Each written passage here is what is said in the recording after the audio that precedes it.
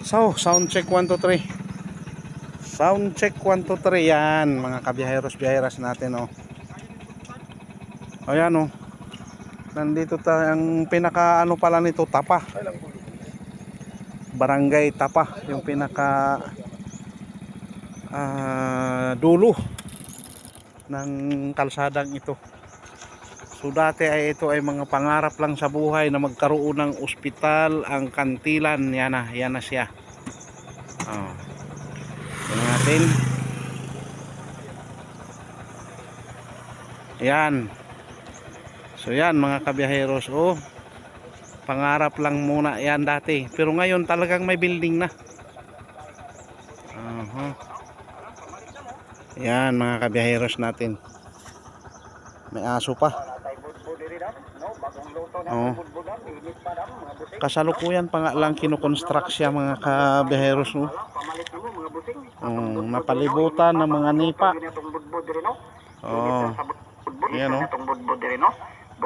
May emergency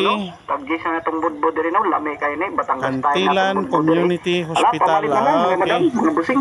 No, natay budbud diri Batangas tayo natong budbud diri lami kayo, no? Okay. Pamalit na mo.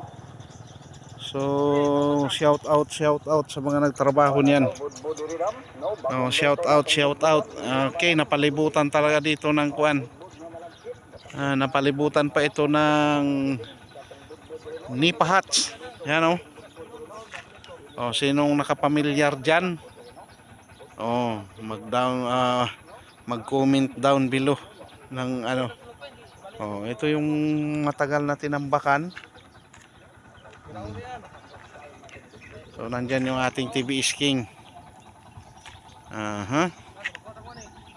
Oh, laking-laki. Yun ang ating TBS King. So may tuta pang tumakbo. So yan mga kabiyaheros. Oh. Okay, first time kong makahatid ng passenger dito sa lugar na to.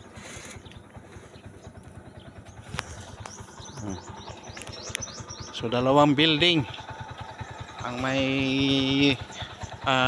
kasalukuyang kinukonstruct dito. Oh yan oh. Hindi ko lang alam kung ano yung isa. Ayan. So ano yung mga nagtatrabaho siguro dyan. Okay. So tingnan na. Oh yan oh. Napalibutan pa talaga ng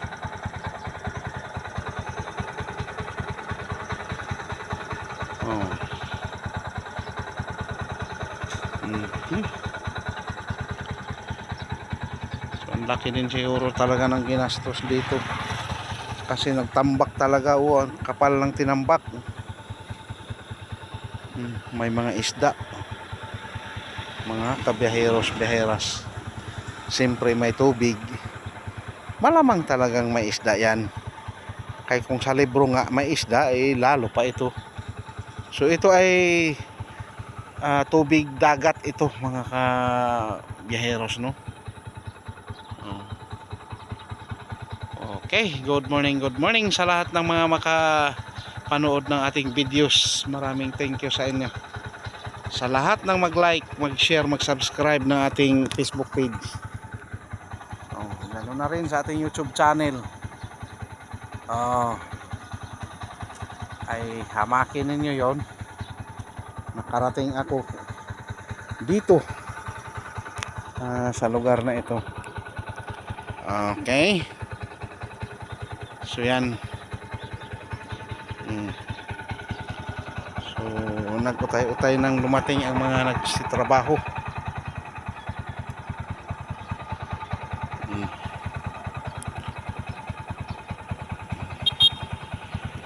Hanan natin ang ano din. Yun yung pagmumukha ng pobreng 3-wheeler driver vlogger. Pagmumukha rin ng tricycle driver vlogger. Yan.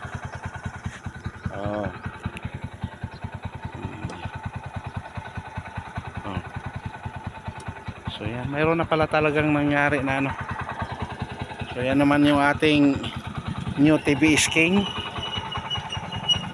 Deluxe GS Plus. Okay, hanggang dito na lang muna ang ating videos for today. Another day, another vlog, another episode sa buhay. Bye bye, God bless, and to God be the glory.